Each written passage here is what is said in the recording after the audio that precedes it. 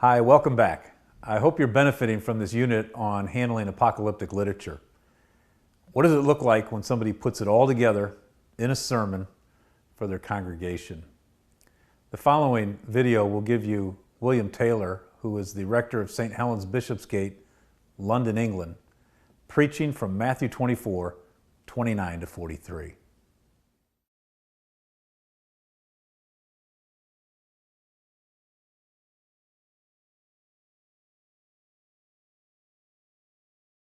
Last week we saw that Jesus certainly will return, and he did warn us of a delay.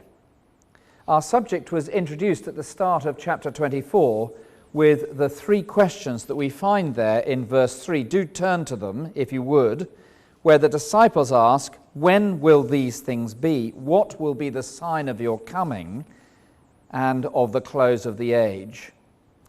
And Jesus warned that the period before his return would be marked by four things. Verses 4 to 7, international disturbance, that is wars, rumors of war, earthquake, famine. Look around you, go online, look at the news.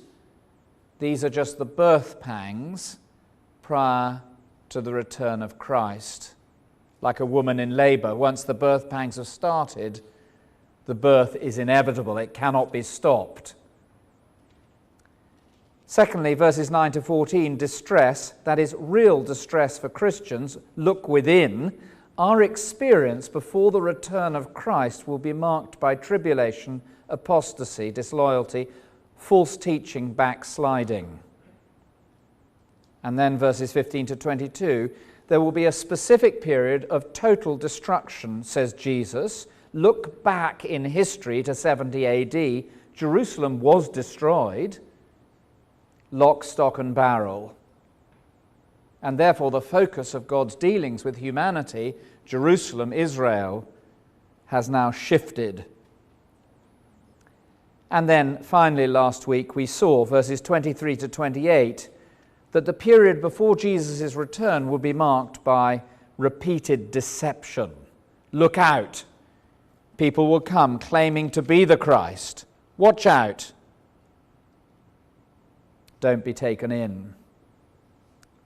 Just on their own, these four things suggest that we ought to take Jesus' teaching about his return really very seriously.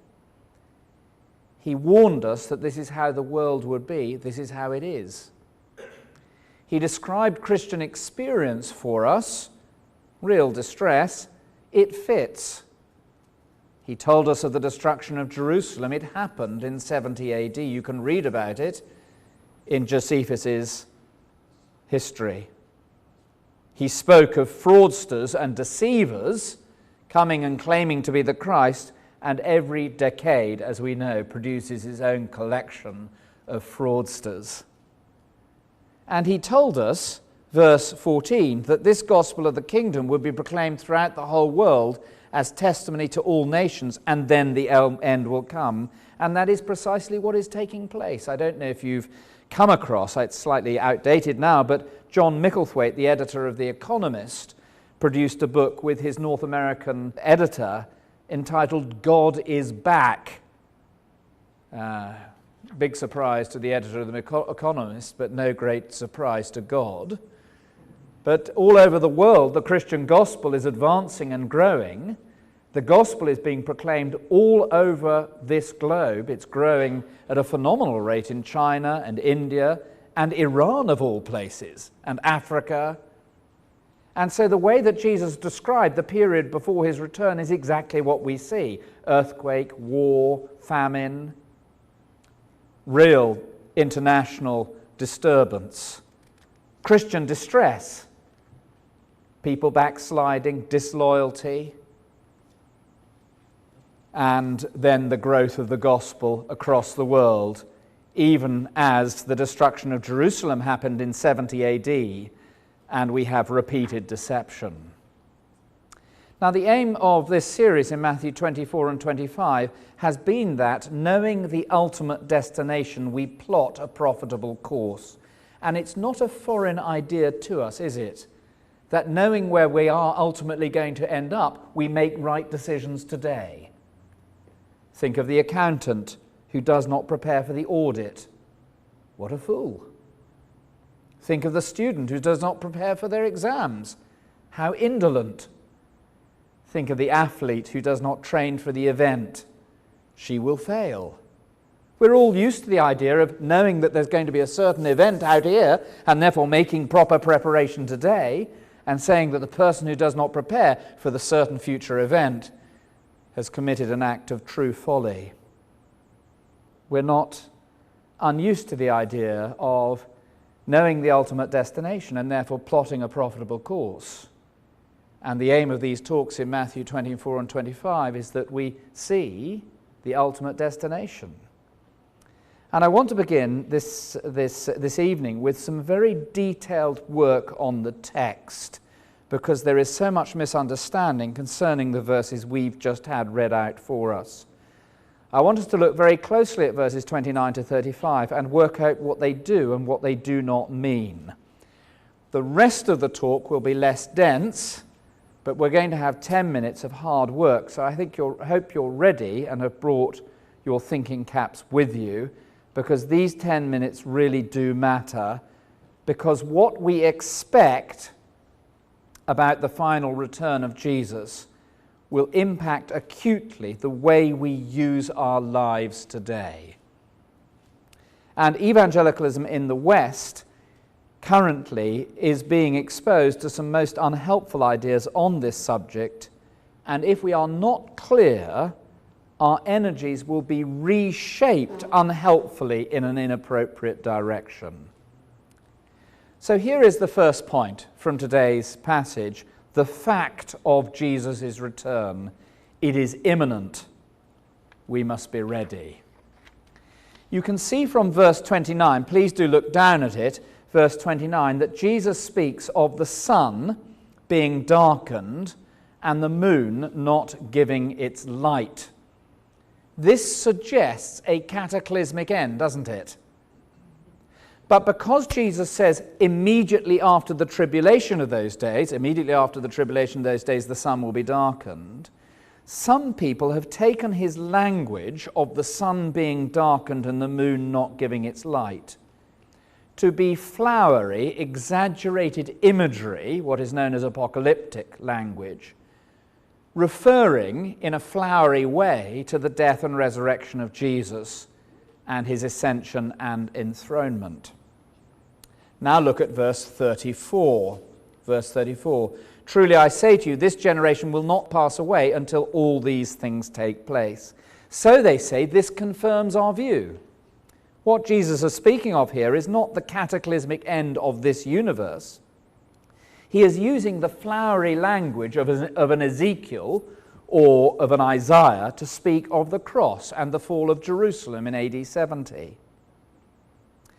On this reading, which you will find in some places, verse 30, the tribes of the earth or the land will mourn at the enthronement of the Son of Man in heaven at his ascension. And verse 31, the angels are evangelists who will go out to the ends of the earth.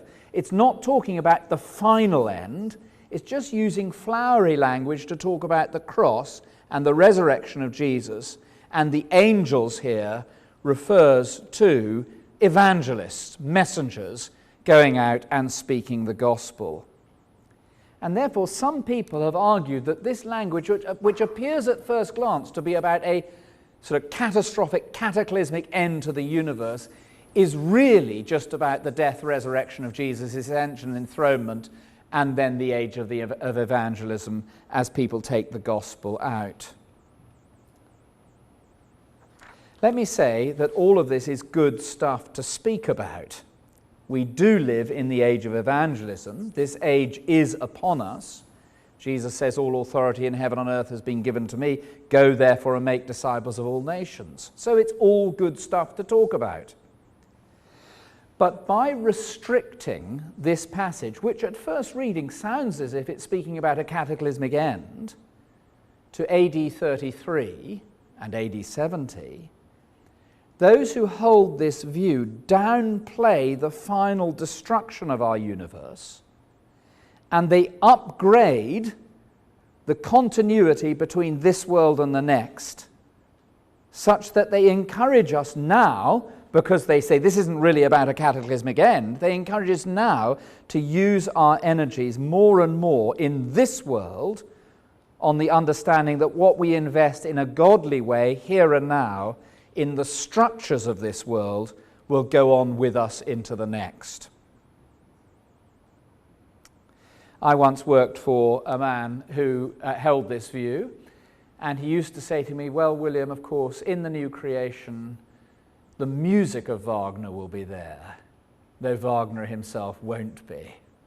Do you see? And so we must invest in the culture of this, that, and the other. It's usually always highbrow music. He didn't say heavy thrash metal will be there or anything like that. You're always investing in the sort of, upper middle class bracket of music.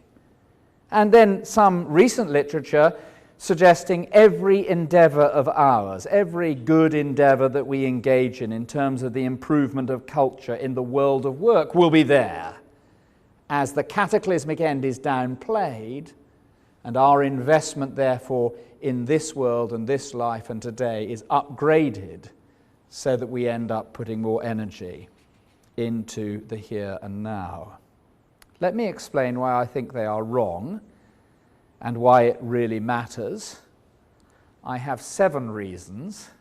I shall only give you 4 this evening, and if you want to know the other 3, I'm more than happy to pass them on to you. Here's the first reason.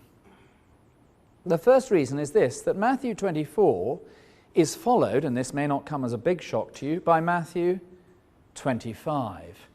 And if you look at Matthew 25, you'll probably know there are these series of parables. At the end of Matthew 24, you have the parable of the faithful servant, and then you have the parable of the 10 virgins, and then you have the parable of the talents, and then you have the parable of the sheep and the goats, which isn't actually a parable at all. Each of those parables is connected to the one before it with a little word for, or therefore, or then, which means that the parables of chapter 25 and the end of 24 are tightly connected to the teaching material at the beginning of chapter 24. They're all of a piece. And you cannot take the parables of Matthew 25 in any other way than the final cataclysmic end. So just have a glance, would you please, at verse 31 of Matthew 25 in the so-called parable of sheep and goats. When the Son of Man comes in his glory and all the angels with him, then he will sit on his glorious throne, and before him will be gathered all the nations, and he will separate people one from another as a shepherd separates sheep from goats. That cannot be anything other than the end of the world. And it's tightly tied in to Matthew 24, and because that's talking about the final day, then it suggests Matthew 24 must be also. First reason. Secondly, in verse 29 of chapter 24, Jesus says, immediately after the tribulation of those days. Now, just because somebody says immediately, it doesn't necessarily mean it's going to happen this next second.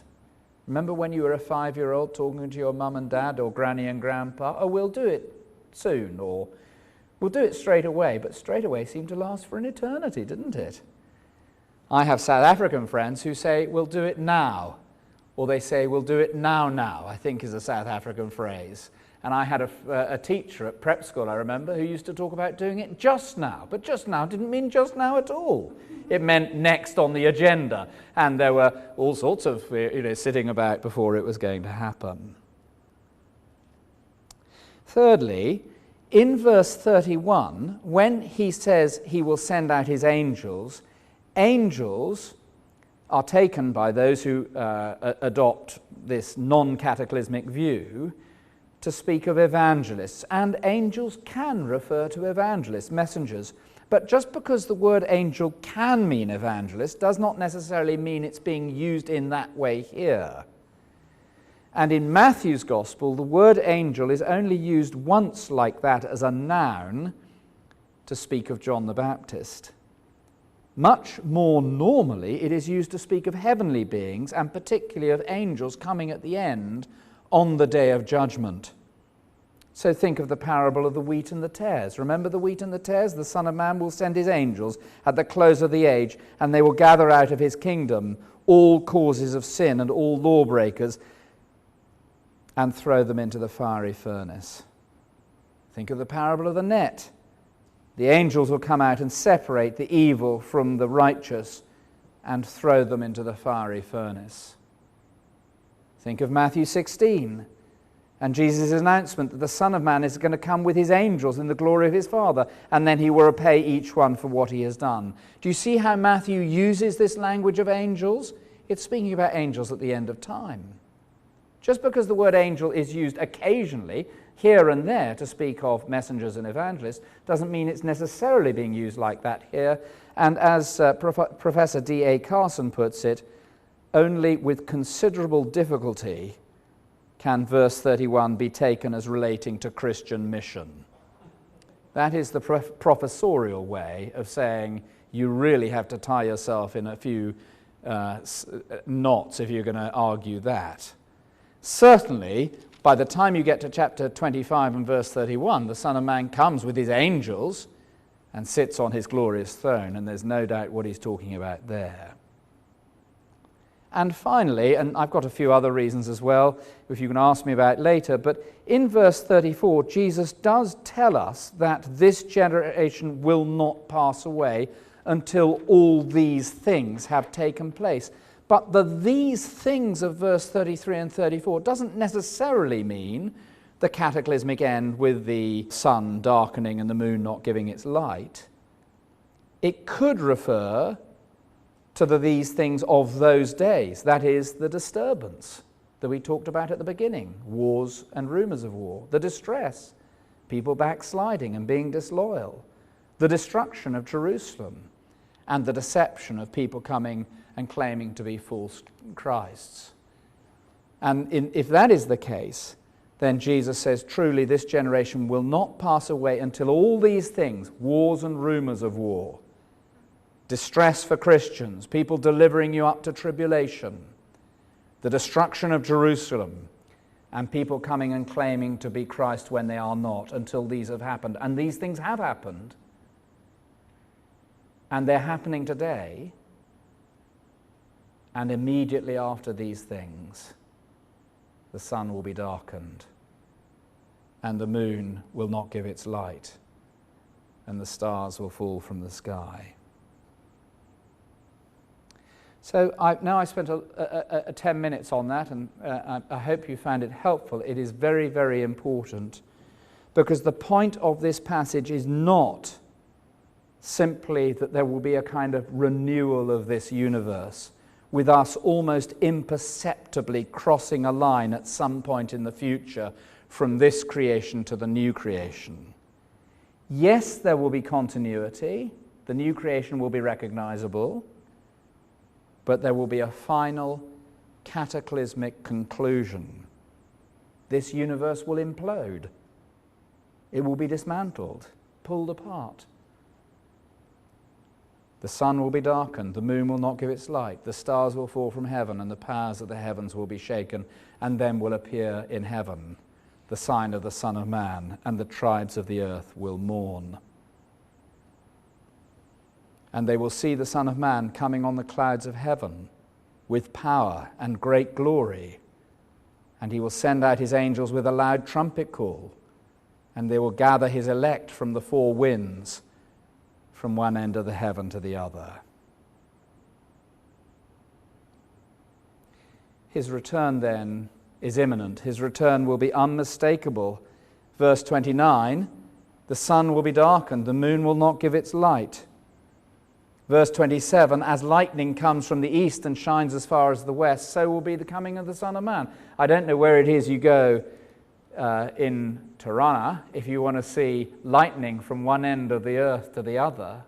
In Europe, it's the Dordogne, and there you are on holiday, and you hear the thunder in the middle of the night. You must have been on one of those holidays, and you wake. All the windows are open because it was so muggy and hot that night that you just didn't shut the windows. and now the wind is up. And you go out onto the balcony, and there is lightning from one end of the sky to the other. You can't miss it. It just lights up the whole sky. So will it be when the Son of Man comes. You won't be able to miss it. It will be unmistakable. And where the vultures gather, there will be the corpse. When you go to the Serengeti and you head off to see one of these game reserves and you say, well, where's the kill? Where's the kill? Oh, there's the kill. We can see the vultures gathering. Everybody knows where the kill is because the vultures have gathered. So it will be with the coming of the Son of Man. You won't be able to miss it. It will be plain as plain can be. And there will be unimaginably contrasting emotions. Look at verses 30 and 31. Then will appear in heaven the sign of the Son of Man, and then all the tribes of the earth will mourn because they will see the Son of Man, that is God's final Lord and Judge, the Son of Man from Daniel 7, coming on the clouds of heaven with power and great glory. In Revelation 6, we read of the kings of the earth, the great ones, generals, rich, powerful, everyone, slave-free, all hiding themselves. The powerful Muscovite banker who sits before you, the obstructive head teacher, your board of governors, the powerful, the rich, the CEO, the head of this and the head of that, in terror at the return of the Son of Man. We have a minister in England, had a minister, Jonathan Aitken, you may have heard him. He was disgraced and sentenced to prison. And in prison, actually, he became a Christian, or just before he went to prison. But in his testimony, he tells of the Old Bailey, which is our big sort of court where people get sentenced, and he tells of being sent down from the Old Bailey as a convicted criminal, downstairs, and there all the prisoners gather for the day. They've all been sentenced. And it's known as the cage, because it is just a cage. And he went in, and he said it was the most extraordinary sight, because every prisoner thinks they're going to get away with it until they're actually sent down. And there was one man, a grown man with tattoos all up his arms, muscles bulging from him everywhere, banging his head against the bars.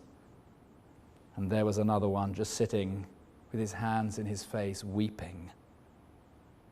A day of unimaginably contrasting emotions.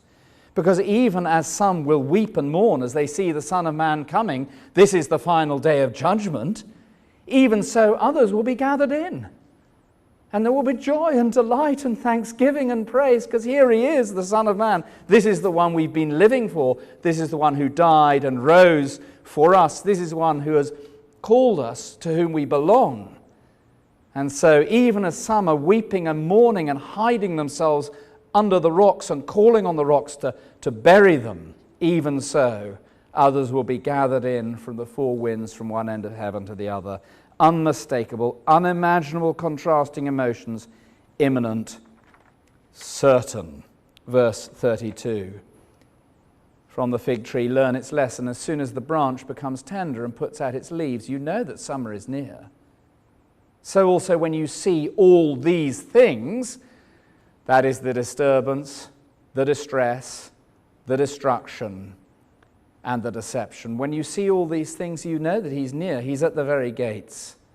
Truly, truly, I say to you, this generation will not pass away until all these things take place. Heaven and earth will pass away, but my words will not pass away. Certain. Well, two comments then at the end of this first main point. And it's been heavy, but I've wanted to get things clear, and then we will move on to the two much more straightforward points. Two comments. I've not got time to go into this in detail here, but it does seem to play against the whole idea of the Left Behind series. Have you come across that? Tim LaHaye and all of his blockbusting multi-million-dollar business. A secret return of Jesus to gather his people for 1,000 years rule before the final end. As an undergraduate at university, I was encouraged to take all my non-Christian friends to a film, which was Tim LaHaye's first ever film. They don't forget it to this day. It was utterly terrifying. But it doesn't bear much resemblance to what's going on here. For here it is a final, one-off, cataclysmic end. It will be unmistakable. It's not a secret thing. You won't be able to miss it. Can you miss the lightning covering from one end of the sky to the other? Of course you can't. Can you miss it when the vultures are gathered above the kill? No, you can't. It's unmissable. It's unmistakable. And that means that that whole industry, I have a heresy shelf at home. If ever you write a book, a Christian book, the shelf is just on the left as you come into my study, just before you get to the study, a shelf of all the books that really I don't want anybody to read. If ever you write a book, just check that shelf, won't you, before you come into my study, make sure it hasn't found its way there. But that whole industry of Left Behind and Breaking the Code and all these kind of dramatic books that suggest you might get left out, it needs to be consigned to the shelf. Nor does it seem that we are part of a steadily improving era with the church impacting our culture more and more and more and more, such that our social structures and cultural norms become more and more Christian over a period of thousands of years until the return of Jesus is effectively little more than him coming to put the finishing touches on what we've achieved through our cultural engagement. No, the whole age is going to be dominated from start to finish by wars and rumors of war, by distress, tribulation, people falling away, false prophets arising, people growing cold in their love because of lawlessness, the destruction of Jerusalem, which has happened already, and false Christs. There will be a final, cataclysmic, unavoidable, unmistakable end. There will be an end. And that means that we're not like Major Tom. You know Bowie, David Bowie? I mean, I know David Bowie found his way to North America. In fact, there's an exhibition on in London on David Bowie. I tried to get in because I'm a bit of a fan, but unfortunately it was sold out from day 3, so I wasn't in there quick enough. But do you remember David Bowie's Major Tom? Ground control to Major Tom. Here am I floating in a tin can far above the world. Planet Earth is blue. There's nothing I can do. That's high culture for you.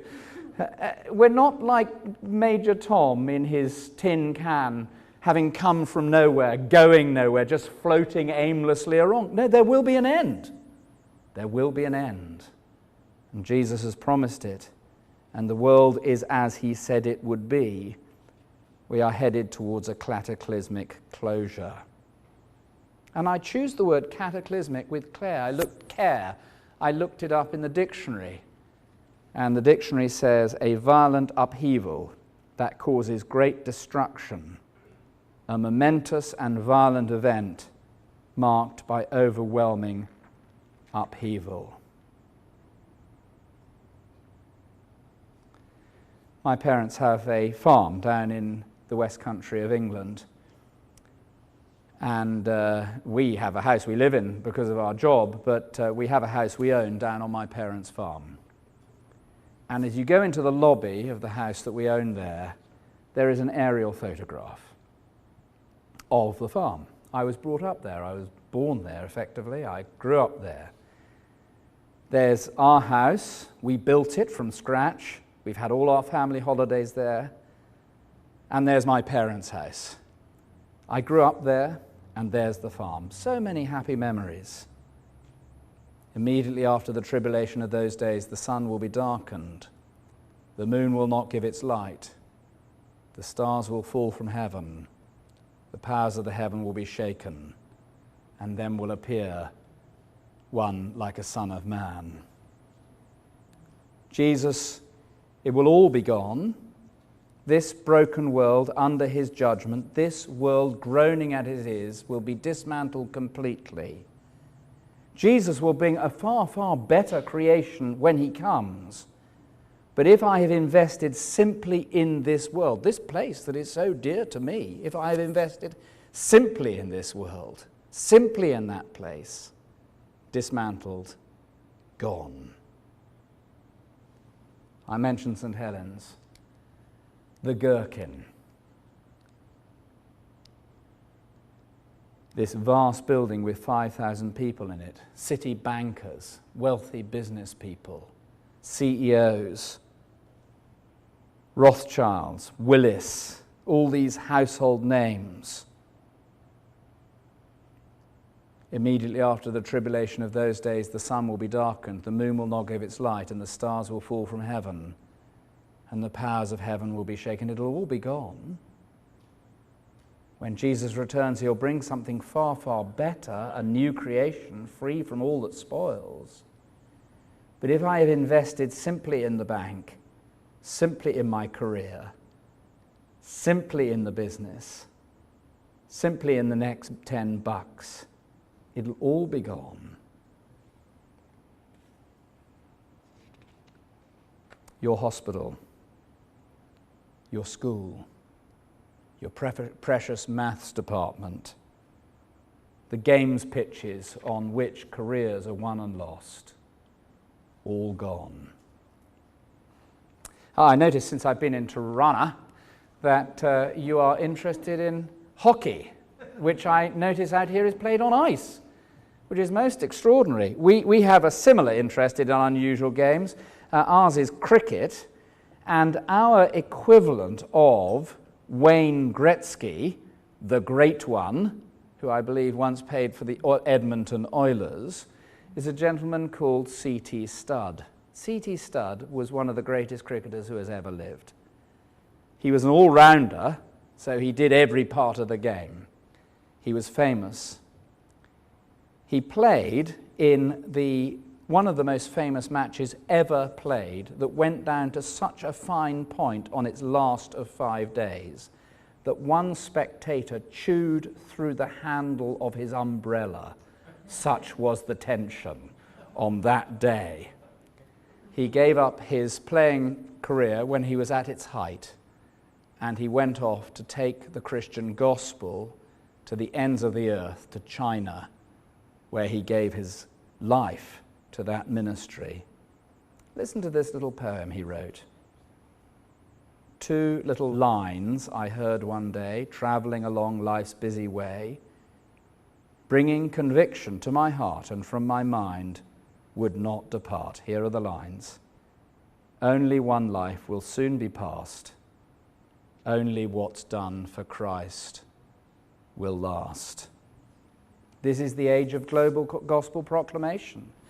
The gospel will be proclaimed throughout the world to the ends of the earth as a testimony to all nations. His return, he will return, it's certain, it's imminent.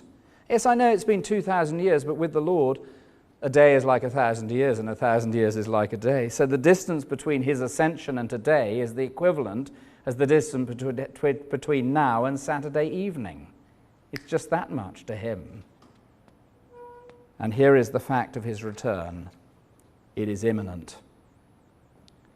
Secondly, then, the hour of his return is unknown. Stay awake.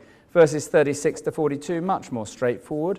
Concerning that hour and day, no one knows, not even the angels of heaven, nor the Son, but the Father only. As were the days of Noah, so will be the coming of the Son of Man. For as in those days before the flood, they were eating and drinking, marrying and giving in marriage, until the day when Noah entered the ark, and they were unaware until the flood came and swept them all away, so will be the coming of the Son of Man. Then 2 will be in the field, 1 will be taken and 1 left. 2 will be grinding at the mill, 1 will be taken and another left. Therefore stay awake, for you don't know the day that your Lord is coming. The hour of his return is unknown. Here is the point then, no one knows when he's going to come. His return will catch the world completely unawares, but we must be ready. And immediately this sorts out the likes of a Harold Camping, doesn't it? Didn't he predict the end of the world on the 21st of May 2011? And then when it didn't come, I believe he repredicted it on the 21st of October 2011, and thankfully then he packed up business and retired. It always seems strange to me that though the Lord Jesus Christ himself did not know the hour, somehow Harold Camping did. Strange, isn't it?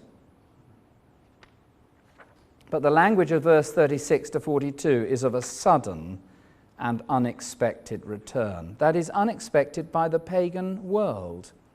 Verse 37, as were the days of Noah, so will be the coming of the Son of Man. For as in those days before the flood, they were eating and drinking, marrying and giving in marriage, until the day when Noah entered the ark, and they were unaware until the flood came and swept them all away, so will be the coming of the Son of Man.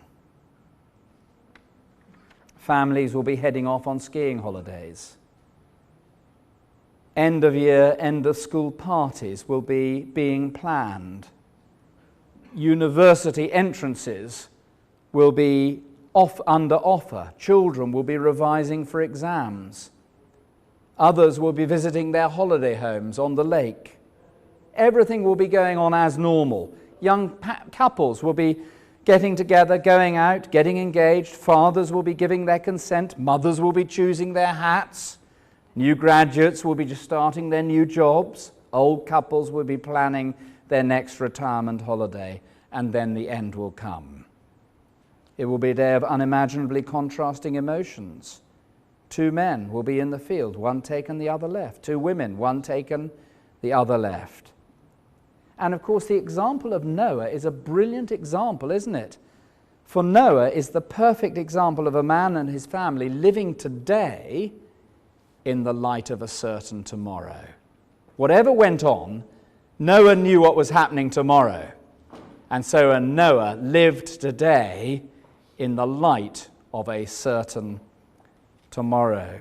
Here's a school teacher and his wife. Let's call them Geoffrey and Jemima. Well known throughout the school for their hospitality. When they threw a party, you went, because it was quite some do. Tonight was no exception. The wine was the finest. Vintage port at the end of the meal. They'd invited Noah and his wife. Funny bloke, Noah. Strange couple. He seemed to spend an awful lot of time in that church round the corner. Seemed to organize his life according to a set of different principles. Interesting that. Jeff went just out of his porch to have a look and see if any of the first guests were coming. And he looked up at the sky. What's that? It's raining. How strange. Here's a young couple, Annabelle and Andrew. They graduated 3 or 4 years before. They've been living together ever since. This weekend was a great one. They were going to a wedding of some old university friends. The bloke's name was Noah. Funny bloke, Noah. He never lived with his girlfriend at university. They seemed so busy about all sorts of other things and appeared to live their life according to a sort of different set of principles, as if they were expecting something to happen one day. Talked about a boat or a flood or some strange... We always laughed about him at uni. We called him the Bible basher, and he was most odd. Anyway, we're going off to the wedding. I've got my suit and my tie on, said Andrew. Shall we pop out? What's the weather like? Oh, look. It's just started raining. How unexpected. So Noah is a brilliant example, isn't he? Because Noah reminds us that the return, the day of judgment, will come suddenly and an unexpected way. And finally, the response to his return, he is coming. Be ready. The fact of his return, it's imminent, be ready. The hour of his return, it's unknown, be ready. The response to his return, he is coming. Be ready. And these last 2 verses, verses 43 and 44, speak of the need to be ready at all times. Just look at them. Know this, that if the master of the house had known in what part of the night the thief was coming, he would have stayed awake, would have left his house be broken into. Therefore, you also must be ready, for the Son of Man is coming at an hour you do not expect. And the point here is that we don't know in which part of the night he will return. We've been told that he's going to return next, and so we are in the part of the night in which we're expecting him to return, because we've been told he's going to return next. That's the idea. So the point here is not that we do not know in which part of the night he will return. We do know the part of the night he's going to return in. It's now, any time now, he says. Any time, once we've seen the destruction of Jerusalem, the disruption of the nations, the distress for Christians, and the repeated deception. And therefore, like the house owner who has been told that the thief is coming, we should be ready. I've been burgled twice in London. It's a fairly regular occurrence where I live. And I remember the first time I was burgled, we'd just moved in. And the burglar was very foolish in that the burglar came quite late on, at about 5 o'clock. And I tend to sort of start getting up around about that kind of time. And I came downstairs and I heard the front door click. And I thought, that's funny. We had somebody living in the top flat, and maybe they've got a boyfriend in all. They knew they weren't allowed to do this, but I thought, what? So I went outside, had a look, and I couldn't see anything. And then I noticed that the car was stuffed full of our stuff. And I thought, what on earth has my wife been doing in the night? How strange, what's she been up to? And then it transpired that it was a burglar. I worked it out. And then I was burgled again. Somebody tried to burgle us again just about 18 months ago, and I spotted him actually just down trying to get in the window, and I looked out the window and I said, "Oi, what do you think you're doing?" And he looked up at me and told me to ... off, and I thought to myself, no, hang on, this is my house. You're the person who should be. Anyway, that was a different story. But ever since we were burgled the first time, I realized we're living in the kind of place where we get burgled. And so I've always kept a bar by my bed, an iron bar, and an axe by the front door. Let me tell you, if you're coming to our part of the world and you see somebody with a big bag over their back looking as if they're coming to burgle me, would you tell them that I have a bar by my door? Because I'm ready. I'm ready. And that's Jesus' point. If you know the thief's coming, you should be ready. You'd be a fool if you weren't. We've had enough for today. We've learned about the fact of his return. It's imminent. He will return. We've learned of the timing of his return. It's unknown. He will come suddenly. Don't be caught out. Be ready. And we've been told about the response to his return. He is coming at an hour you do not expect. Be ready. And I guess I've really finished my job now for this week, and it's time for you to do your work. I've done my job, I've explained the Bible, it's now time for us to do our work. And as we enjoy a cup of coffee or something like that together, I've got 2 or 3 questions you might like to think about and talk to people about before you start talking about the hockey from last night, because we don't want these words to be wasted. Here is the first question. To what extent does the expected return of Jesus feature in your thinking? We've been told about a certain event. To what extent does it feature? It'd be a great shame to be like my friend Jamie, wouldn't it? 2 sides of A4. Totally unprepared. To what extent does it feature? In the life of the church here, to what extent do we think about it? Do we talk about it? Identify for yourself at least one example where the return of Jesus is actually making a significant difference to the way you are deploying your energies today. Do you see, here is a certain event that's going to happen. How is that impacting me today? And it may well be that for somebody here, and it's highly likely, I don't know any of you from Adam or Eve, so I don't know you, but it may well be that for somebody here, this idea of Jesus' return and being ready is completely new. Well, you need to be ready. And so why don't you ask me in question time or breeze up to me at coffee, over coffee or something like that, and say, just a second, how can I be ready? Because I can't afford to wait till next week because he might come before then. Let's pray.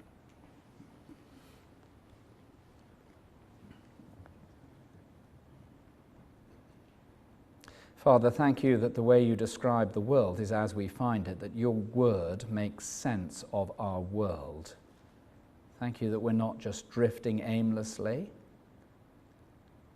And thank you that you will bring the final curtain down on this world as we know it and usher in a glorious new creation Our Father in heaven, please help us to be ready. Help us to stay awake. And we pray that this truth of the return of Jesus would shape our lives such that we engage in the work that you are doing today. In Jesus' name, amen.